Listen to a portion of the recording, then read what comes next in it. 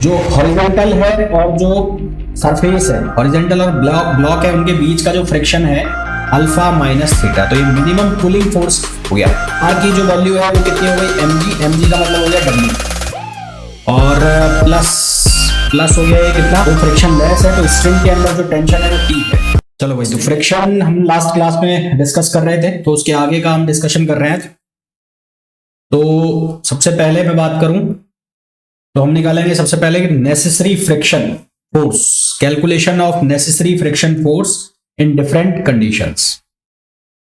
Calculation है ना, अलग अलग कंडीशन में अगर हमें नेसेसरी फ्रिक्शन की वैल्यू निकालनी है तो वो कैसे निकालेंगे वो हम देखने वाले हैं। सबसे पहली कंडीशन बनती है minimum pulling force.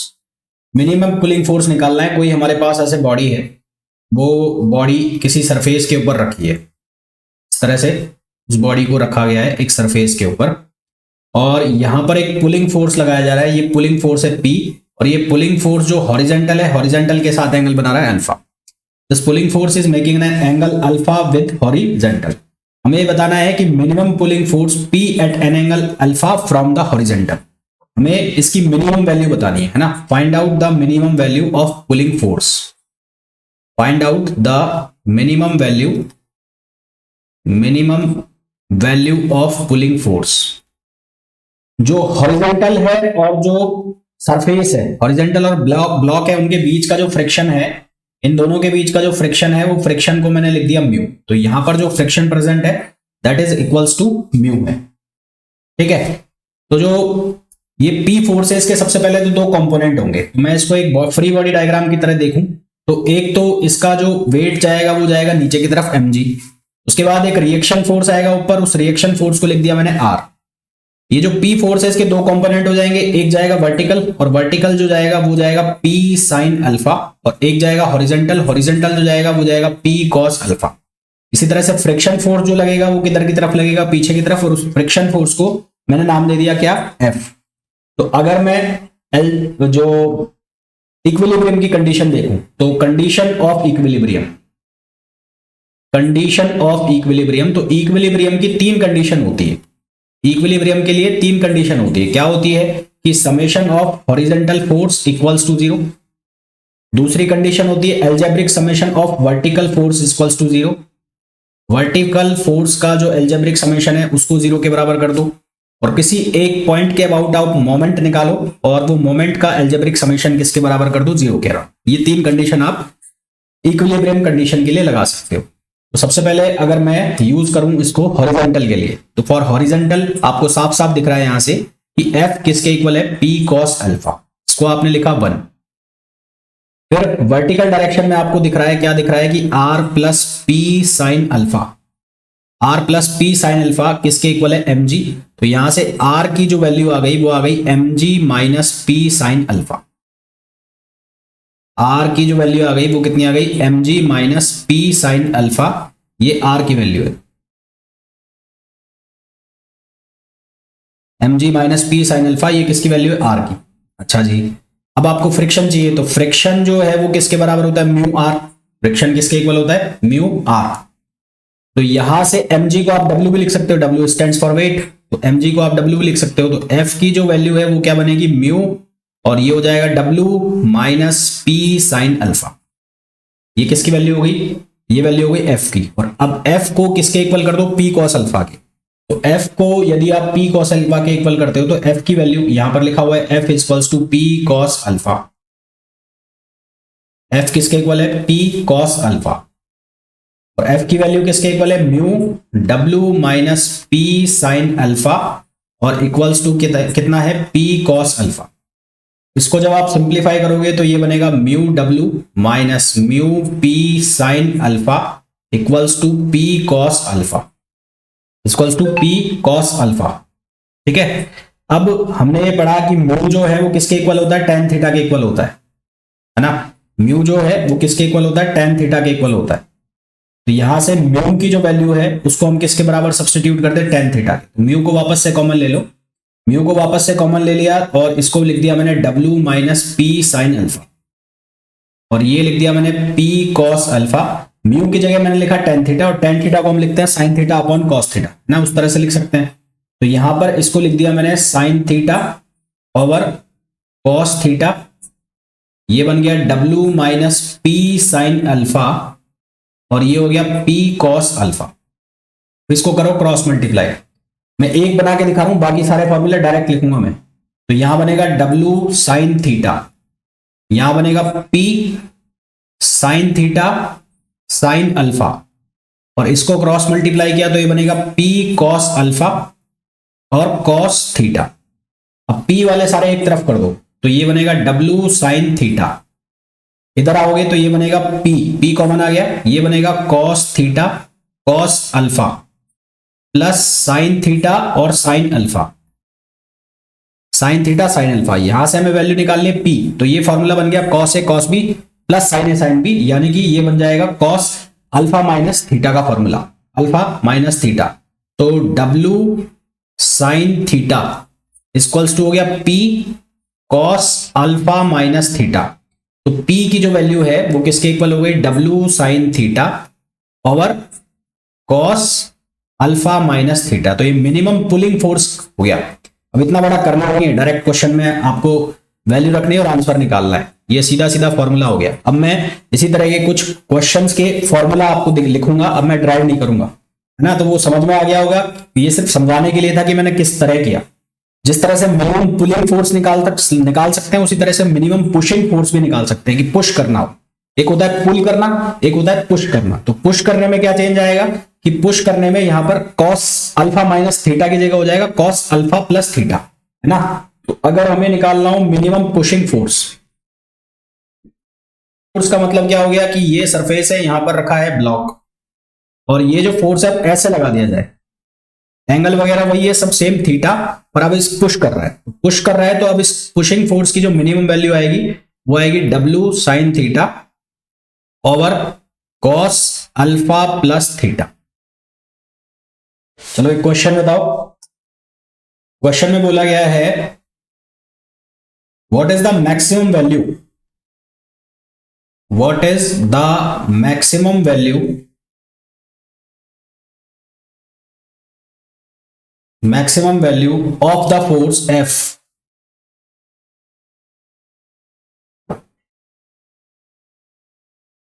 of the force F such that the block shown in the arrangement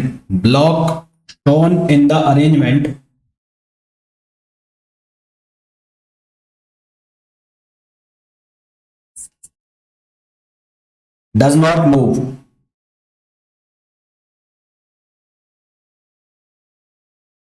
mu की जो वैल्यू है वो वैल्यू दे रखी है 1/2√3। क्या होगा मीनिंग पुशिंग में, अच्छा अल्फा होगा, अल्फा अल्फा अल्फा। ऑप्शन हमें दिए हैं, ऑप्शन ए है 20 न्यूटन, ऑप्शन बी है 10 न्यूटन, ऑप्शन सी है 12 न्यूटन और ऑप्शन डी है 15 न्यूटन।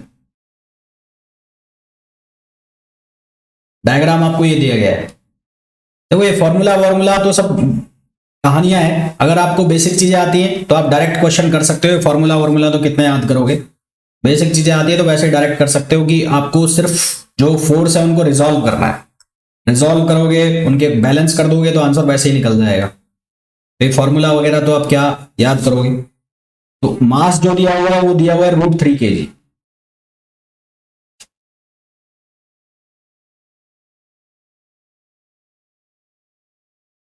तो यहां इसका बैलेंस कर लो, बना लो इसका free body diagram. Free body diagram बनाओगे तो यहां लग जाएगा, इस पर कितना लग जाएगा, ये लग जाएगा F cos 60 डिग्री, और इसके ऑपोजिट डायरेक्शन में आ जाएगा फ्रिक्शन फोर्स। फ्रिक्शन फोर्स आ गया FR। वर्टिकली डाउनवर्ड फोर्स लग गया एक तो इसका mg, एक आ गया रिएक्शन। अब ये इस डायरेक्शन में है तो जो ये नीचे जाएगा ये वाला F sin 60 डिग्री जो जाएगा वो डाउनवर्ड्स जाएगा। तो फॉर्मूला तो वही लगेगा, पुशिंग फोर्स है। तो आर की जो वैल्यू है वो कितनी हो गई, mg, mg का मतलब हो गया w, और प्लस प्लस हो गया ये कितना, f साइन और 60 डिग्री, ये आर की वैल्यू हो गई। और हमें गिवन है कि f गिवन क्या, हम यहां से देख रहे हैं कि f cos 60 डिग्री किसके बराबर है, एफ आर किसके इक्वल होगा, म्यू आर, और आर की वैल्यू कितनी है, mg plus F sine 60 degree. अब जो जो वैल्यू यहां पर गिवन है वो सब प्लेस कर दो, तो एफ कॉस 60 डिग्री कितना होता है, 1/2। म्यू की जो वैल्यू है, म्यू की वैल्यू आपको दे रखी है 1/2√3, 1/2√3। एम जी, एम का जो मास दिया है आपको √3, तो ये √3 और इंटू जी, जी को ऐसा कैसा लिखा रहने दो, बाद में कर देंगे उसको चेंज। और आपको निकालना है एफ, तो और साइन 30 डिग्री की वैल्यू √60 की √3/2। करवा दिया क्या, अच्छा करवा दिया था, ठीक है ठीक है। तो इसका आंसर कितना आया था, इसका आंसर आया था 20 न्यूटन। ठीक है भाई, ठीक है, दिमाग से निकल गया मेरे। तो इसका आंसर आएगा कितना, 20 न्यूटन। फ्रिक्शन के अगेंस्ट वर्क डन निकालना है। तो दो कंडीशन है, पहली कंडीशन है कि जब कोई बॉडी, कोई ब्लॉक एक रफ इंक्लाइन प्लेन के ऊपर रखा हुआ है, कंडीशन फर्स्ट, पहला केस क्या है, इसमें कोई ब्लॉक है जो रखा हुआ है एक रफ इंक्लाइन प्लेन के ऊपर, और रफ इंक्लाइन प्लेन के ऊपर रखा है, एंगल जो है इंक्लाइनेशन वो है थीटा एंगल, कितना एंगल है, थीटा। और यहां जो ब्लॉक है, ये ब्लॉक है, इस ब्लॉक का मास है m, हमें इस ब्लॉक को ऊपर लेकर जाना है, हमें इस ब्लॉक को ऊपर लेके जाना है, और जो इसका फोर्स ऊपर की तरफ फोर्स लग रहा है, ma फोर्स लग रहा है, यहां पर फोर्स लगाया हुआ है ma। हमें इसको यहां से यहां तक लेट सपोज s डिस्टेंस तक लेकर जाना है, कितने डिस्टेंस लेके जा रहे हैं, s। तो इस क्वेश्चन को करने के दो तीन तरीके हैं, एक तो आप वर्क एनर्जी थ्योरम लगा दो, उससे भी डायरेक्ट इसको कर सकते हो। इसके अलावा पहले फोर्स निकाल लो, फिर उसको s से मल्टीप्लाई कर दो तो भी वर्क निकल जाएगा। तो सबसे पहले तो आपको यहां पर इसके लिए निकालना पड़ेगा कि इस पर फोर्स लगेगा कितना। तो सबसे पहले मैंने मान लिया कि यहां जो फ्रिक्शन फोर्स है वो है म्यू, है ना, तो इसका जो वेट आ रहा होगा वो आ रहा होगा नीचे mg, यहां से एंगल बनेगा थीटा, तो ये हो जाएगा कितना, ये हो जाएगा mg cos थीटा, और पीछे की तरफ एक फोर्स लग जाएगा वो होगा mg sin थीटा, क्योंकि ये जा रहा है आगे की तरफ, ऊपर जा रहा है, तो फ्रिक्शन फोर्स भी किधर लगेगा, पीछे की तरफ लगेगा। तो एक फ्रिक्शन फोर्स लग गया पीछे की तरफ, दैट इज एफ आर, कितना लग गया, एफ आर, और ये आ गया रिएक्शन, ये आ गया रिएक्शन। तो सबसे पहले तो रिएक्शन को इक्वल करो, तो रिएक्शन किसके इक्वल हो गया, रिएक्शन इक्वल हो गया mg cos theta. Friction force किसके बराबर होगा, म्यू आर, तो ये हो गया mu mg cos theta, mu mg cos theta. तो यहां पर टोटल फोर्स जो हो गया, वो टोटल फोर्स कितना हो गया, ये टोटल फोर्स हो गया mg sin theta plus F R. तो mg sin theta plus F R की वैल्यू कितनी हो गई, म्यू mg cos थीटा। तो अगर इस ब्लॉक को ऊपर चलाना है तो कम से कम इतना फोर्स होना चाहिए, यानी कि ma की वैल्यू आ गई हमारे पास, ma की वैल्यू किसके बराबर आ गई, ये आ गई mg sin theta plus mu mg cos theta. ये फोर्स आ गया, ये फोर्स से इसको ऊपर ले जाना पड़ेगा, इस फोर्स से वर्क डन निकालना है। वर्क डन क्या होता है, फोर्स इनटू डिस्प्लेसमेंट, दोनों सेम डायरेक्शन में चल रहे हैं, इसका मतलब दोनों के बीच का एंगल 0 डिग्री होगा। तो वर्क डन जो आएगा, वर्क डन क्या होगा, F इंटू एस, एफ मतलब ये पूरी की पूरी वैल्यू, ये एज इट इज प्लेस कर दो यहां पर, तो ये पूरी की पूरी वैल्यू रखोगे तो ये हो जाएगा mg कॉमन निकाल लिया, s, और ब्रैकेट में क्या आ गया, ब्रैकेट में आ गया sine theta plus mu cos theta. तो ये हमारे पास किसका आंसर आ गया, वर्क डन का। क्वेश्चन है, क्वेश्चन कुछ इस तरह से है, एक यहां पर स्टैंड दिया गया है और यहां पर एक मास है, ये मास है m1, यहां पर लगी हुई है पुली, और ये पुली पर से एक स्ट्रिंग पास हो रही है,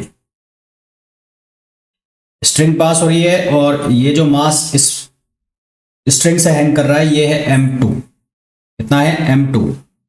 ये जो सरफेस दिखाई गई है आपको, ये सरफेस के बीच में और इस ब्लॉक के बीच में जो फ्रिक्शन है वो है म्यू, यहां पर फ्रिक्शन है कितना, म्यू, और जो स्ट्रिंग है वो फ्रिक्शन लेस है, तो स्ट्रिंग के अंदर जो टेंशन है वो टी है।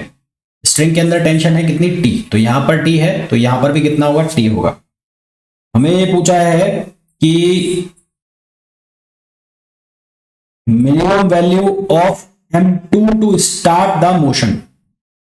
What is the minimum value of m2 to start the motion. m2 की मिनिमम वैल्यू क्या हो कि मोशन स्टार्ट हो जाए। ठीक है, कैसे करेंगे, देखो इसका फ्री बॉडी डायग्राम बनाओ। पहले इसको मैंने नंबर दे दिया 1 और इसको दे दिया 2। तो 1 का जो फ्री बॉडी डायग्राम बनाओगे तो वो उसमें वेट जाएगा नीचे, कितना जाएगा m1g। रिएक्शन आएगा कितना r, यहां पर फ्रिक्शन फोर्स लग गया पीछे की तरफ तो वो फ्रिक्शन फोर्स हो गया Fr, और ये आ गई इसकी टेंशन। तो फ्रिक्शन फोर्स जो है वो किसके बराबर होगा, म्यू इंटू आर, और आर की वैल्यू कितनी दिख रही है, m1g। तो यहां से साफ साफ दिख रहा है कि मेरे को T जो है वो किसके बराबर हो गया, म्यू m1g। इसको लिख दिया मैंने इक्वेशन फर्स्ट। अब इस वाले ब्लॉक के लिए अगर मैं बनाऊं तो इस वाले ब्लॉक में ये कितना हो गया, m2g, और इसको टेंशन मिल रहा है ऊपर से T। तो T किसके इक्वल हो गया, m2g। यहां से देखें तो T किसके इक्वल हो गया, m2g। तो इन दोनों इक्वेशन को इक्वेट कर दो, दोनों इक्वेशन को इक्वेट कर दोगे तो क्या बन जाएगा, m2g equals to mu m1g। तो यहां g से g कैंसिल हो गया तो m2 की वैल्यू कितनी आ गई, म्यू m1। m2 की वैल्यू कितनी आ गई, म्यू m1, या म्यू की वैल्यू कितनी आ गई, m2 अपॉन m। क्लियर है। अब इस क्वेश्चन में मैंने थोड़ा सा चेंज कर दिया। इस क्वेश्चन के अंदर मैंने क्या चेंज कर दिया कि सरफेस तो वही है,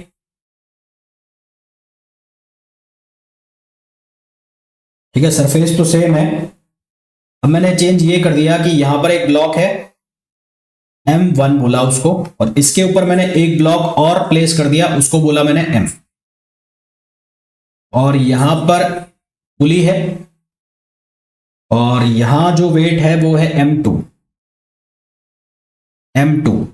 यहां का जो फ्रिक्शन कॉफिशिएंट है वो है mu. What is the value of m, what is the value of m, value of m, so system do not accelerate, तो system do not accelerate. Small m की जो वैल्यू है वो क्या हो कि जो सिस्टम है एक्सिलरेट ना करे। ऑप्शंस हमें दिए हैं, ऑप्शन ए है m2 minus m1 over mu, option B है m2 over mu minus m1, option C है m2 minus m1 over mu, और ऑप्शन डी है m2 minus m1 into mu. करके देखो जरा इसको कैसे करोगे। सबसे पहले टेंशन की बात की जाए तो यहां टेंशन आएगा T, यहां फ्रिक्शन आएगा Fr। तो पहले m1 वाले का मैं फ्री बॉडी डायग्राम बना रहा हूं, तो यहां आएगा m1g और रिएक्शन जाएगा ऊपर R। ये m ब्लॉक इसके ऊपर एक नॉर्मल रिएक्शन लगाएगा, let suppose that is n। Friction force लग गया Fr और यहां लग गया T। इसी तरह से आप स्मॉल ब्लॉक का बना लो, स्मॉल ब्लॉक का बनाओगे तो ये हो गया mg इसका वेट और नॉर्मल रिएक्शन जाएगी n, यानी कि n की वैल्यू किसके बराबर हो गई, mg के इक्वल हो गई। तो सबसे पहले तो r निकाल लो, तो r जो है वो किसके इक्वल हो गया, n प्लस m1g, और n की वैल्यू किसके बराबर आ रही है, स्मॉल mg, और ये आ गया m1g, है ना, ये वैल्यू आ गई r की, r की वैल्यू आ गई। क्लियर। तो अब Fr किसके बराबर हो जाएगा, म्यू r, और r की वैल्यू g कॉमन ले लो, कितना हो गया m1 plus m, m1 plus m, ये Fr हो गया। और Fr किसके इक्वल हो गया, T, तो T इक्वल्स टू किसके बराबर हो गया, mu g m1 plus small m। और यहां से देखते हैं, यहां से तो यहां से टेंशन किसके बराबर आ रहा है, m2g, तो ये किसके बराबर आ रहा है, m2g। तो सबसे पहले तो निकाल लो म्यू, तो म्यू की जो वैल्यू निकल रही है वो निकल रही होगी तुम्हारी, म्यू की value m2 over m1 plus m, पर हमें निकालना है स्मॉल m। ये वैल्यू लिखी है ना मैंने, इसको ध्यान से देखना, इस वैल्यू, ये वैल्यू आई। अब मेरे को स्मॉल m चाहिए तो क्रॉस मल्टीप्लाई कर दो, है ना, तो ये m1 प्लस स्मॉल m और इसको लिखा m2 ओवर म्यू। तो स्मॉल m की वैल्यू कितनी हो गई, m2 over mu minus m1, यानी कि आंसर जो आ गया वो कौन सा आंसर आ गया, बी आंसर आ गया। अब मेरे को एक चीज बताओ, मैंने यहां पर एक फॉर्मूला लिखा म्यू, ये फॉर्मूला लिखा मैंने म्यू, इस म्यू में लिखा मैंने m2 अपॉन m1, देखा यहां पर जो मैंने फॉर्मूला लिखा है इसके पहले वाले क्वेश्चन में, इसमें मैंने म्यू का जो वैल्यू लिखी वो लिखी m2 ओवर m1, क्लियर। उसका मास है भाई, जो ये m2 मास है ये कौन सा मास है, जो हैंगिंग पार्ट है, जो पार्ट हैंगिंग है उसका मास है। और m1 जो पार्ट है वो कौन सा मास है, जो कहां पर रखा है, प्लेटफॉर्म पे रखा है या टेबल पर रखा है, यस और नो।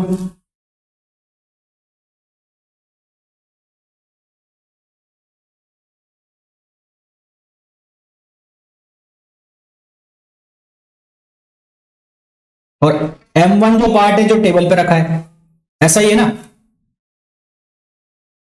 अब यहां देखो, यहां अब इस क्वेश्चन में मैंने क्या लिखा है, अब देख के बताना जरा क्या कुछ चेंज हुआ है क्या।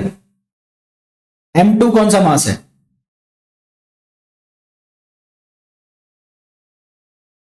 m2 कौन सा मास है,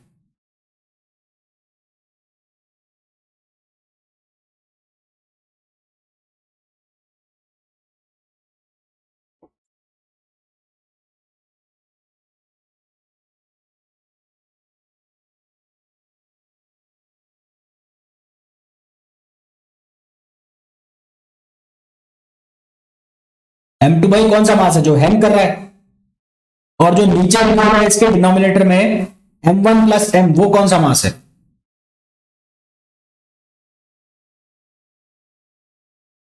जो कहां पर रखा है, टेबल के ऊपर रखा हुआ है, प्लेटफॉर्म वाला। तो इसका मतलब मैं यहां से एक स्टैंडर्ड फॉर्मूला बना सकता हूं, क्या बना सकता हूं, mu equals to hanging mass weight of hanging part. यानी कि अगर इस तरह के मेरे को केस दिखेंगे तो मैं एक फॉर्मूला बना सकता हूं, हैंगिंग मास और mass hanging from the table, mass hanging from the table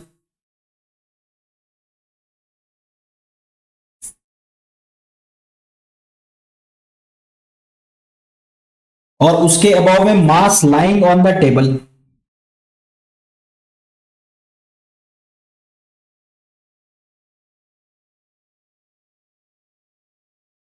बन सकता है ना, mass hanging from the table upon mass lying on the table. अब मैं एक क्वेश्चन और पूछ रहा हूं तुमसे।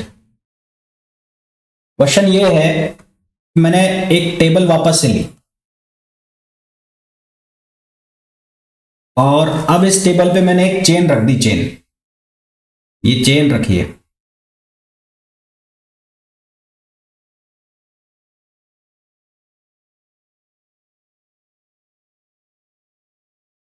ये चेन है, इस चेन की टोटल लेंथ जो है वो L है, total length of chain is L। और इस L लेंथ में से ये वाला जो पार्ट है L प्राइम, मान लो ये L प्राइम है, ये लटका हुआ है नीचे, हैंग कर रहा है, हैंग कर रहा है, ठीक है। If mass of the chain, mass of the chain is m, then what will be the friction coefficient, what will be the friction coefficient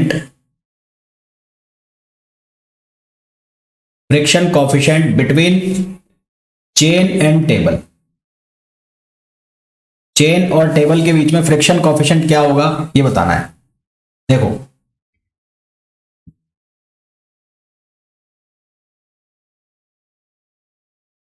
समझ आ गया यहां तक, चलो आ जाओ इधर। अच्छा एक चीज बताओ मेरे को, मास जो है वो किसके बराबर होता है, वॉल्यूम इनटू डेंसिटी, यस और नो। मास जो है, मास वो किसके बराबर होता है, mass equals to volume into density.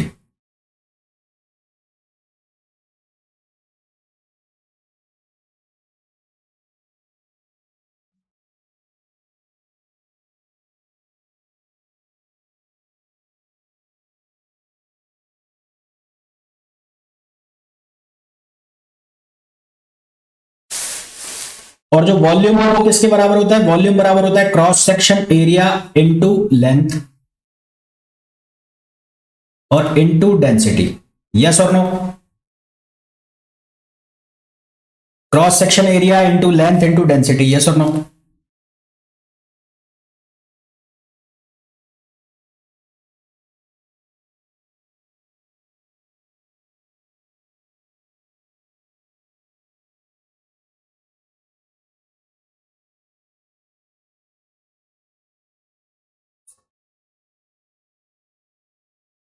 भाई क्रॉस सेक्शन एरिया तो पूरी चेन का सेम होगा और डेंसिटी भी पूरी चेन की क्या होगी? सेम होगी। अब मैं कह दूं कि मान लो लेट, ये जो है let mass of hanging part, mass of hanging part, इसका मास मैंने एम प्राइम मान लिया। तो पहले तो मेरे को बताओ एम प्राइम की वैल्यू क्या लिखूं मैं? एम प्राइम की वैल्यू क्या लिखूं? क्रॉस सेक्शन एरिया इसको मान लेता हूं ए, लेंथ जो है वो कितनी हो गई? एल प्राइम, और डेंसिटी को मान लिया रो। क्या ये सही है?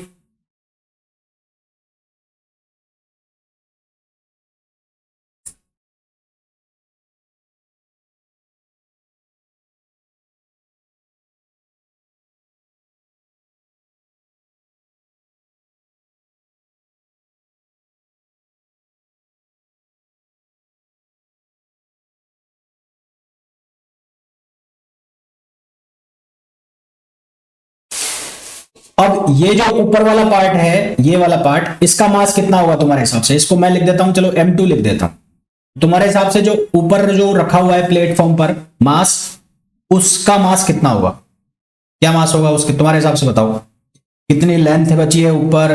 डेंसिटी और एरिया ऑफ क्रॉस सेक्शन तो सेम होंगे।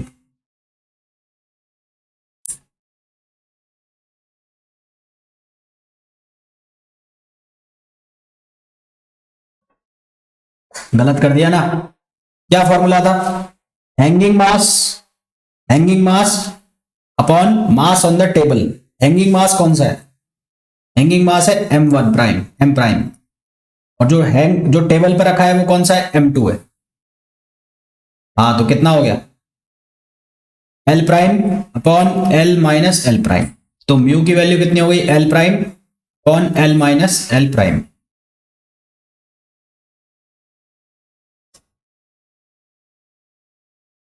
अब एग्जाम में क्वेश्चन आ जाए तो गलत नहीं होना चाहिए अभी।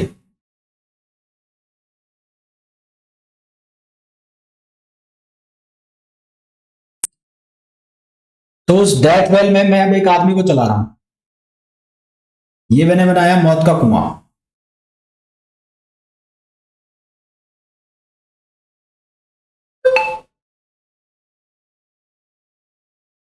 ये इसकी सेंटर लाइन है। यहां पर कोई इंसान है, वो इसमें ऐसे घूम रहा है, मतलब इसकी वॉल के चारों तरफ चल रहा है, वो चल पा रहा है वो। उसने कोई लगाया होगा जुगाड़, उसने कोई तिकड़म लगाया होगा, या उसको कोई सिद्धियां प्राप्त हुई होंगी, भगवान से कोई शक्ति मिली होगी, तो ये चल रहा है, इसमें से चल पा रहा है। ये जो सर्किल बना रहा है इसकी रेडियस है आर। इसकी जो रेडियस है वो कितनी है? आर है।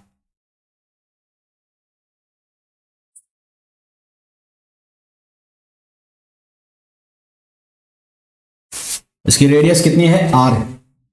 मेरे को ये बताओ कि इसकी जो एंगुलर वेलोसिटी है वो क्या हो कि ये नीचे ना गिरे। इसकी एंगुलर वेलोसिटी क्या हो कि नीचे ना गिरे? ठीक है। What is the angular velocity? What is the angular velocity? Angular velocity so that person will not fall। ये जो इंसान है नीचे ना गिरे, तो इसकी एंगुलर वेलोसिटी हमें बतानी है। कैसे करेंगे? क्या दिमाग लगाओगे? बताओ।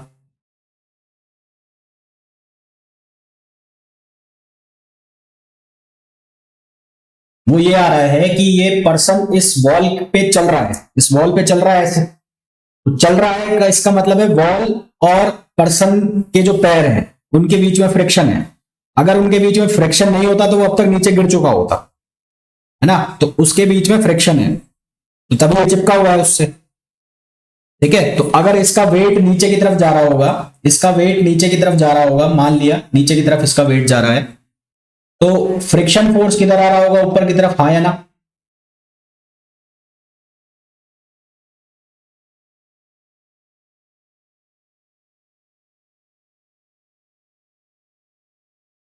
नहीं नहीं नहीं, वो नहीं होगा, वो वैसे नहीं होगा जैसे तुम सोच रहे हो।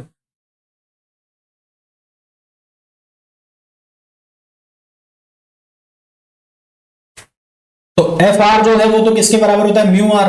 तो एफ आर किसके इक्वल होता है, म्यू आर। तो म्यू आर इक्वल्स टू हो गया एम जी। सवाल ये है कि आर कहां से लाए, सवाल ये है कि आर कहां से लाए, आर का मतलब रिएक्शन, या एन लिख देता हूं मैं, आर ऑलरेडी मैंने उसको लिया हुआ है रेडियस को, तो मैं इसको एन लिख देता हूं। तो क्वेश्चन ये है कि एन कहां से लाए, नॉर्मल रिएक्शन।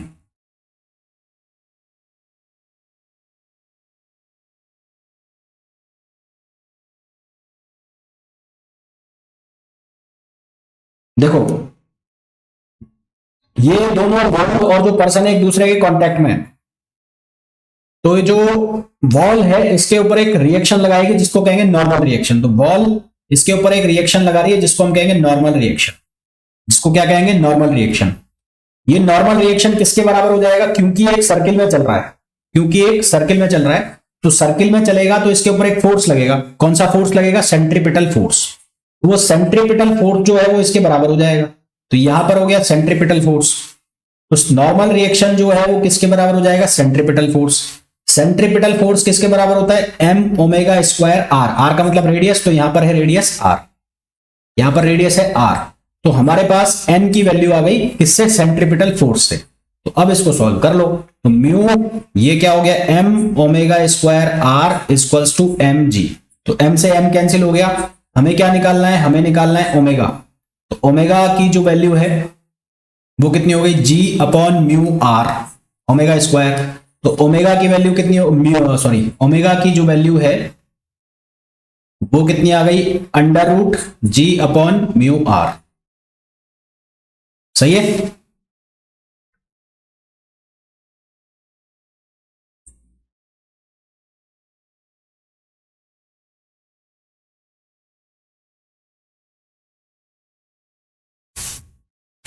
और अगर हमें ये पूछ लिया जाता है कि इसकी लीनियर वेलोसिटी बताओ, अगर हमें बोल दिया जाता है कि वी बताओ, वी, तो वी किसके बराबर होता है, ओमेगा आर। तो वी ओमेगा आर, आर हो गया कैपिटल, तो यहां रखो रखो वैल्यू। तो ये कितना हो जाएगा, जी ओवर म्यू आर, और इसको आर से मल्टीप्लाई करा दिया, क्या आ जाएगा, ये आ जाएगा, कितना आ जाएगा, ये आ जाएगा जी आर अपॉन म्यू, है ना। ये क्या आ जाएगा, जी आर अपॉन म्यू।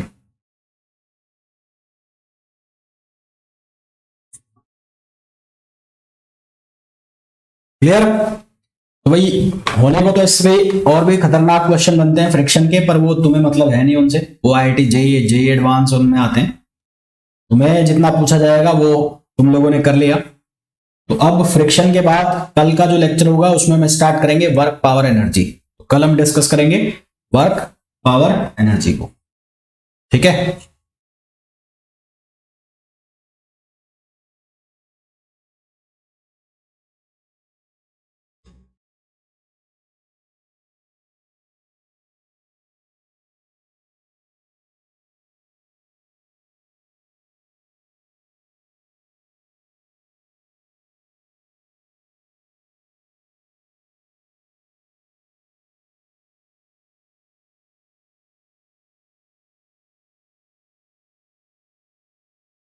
चलिए भाई, कल मिलते हैं।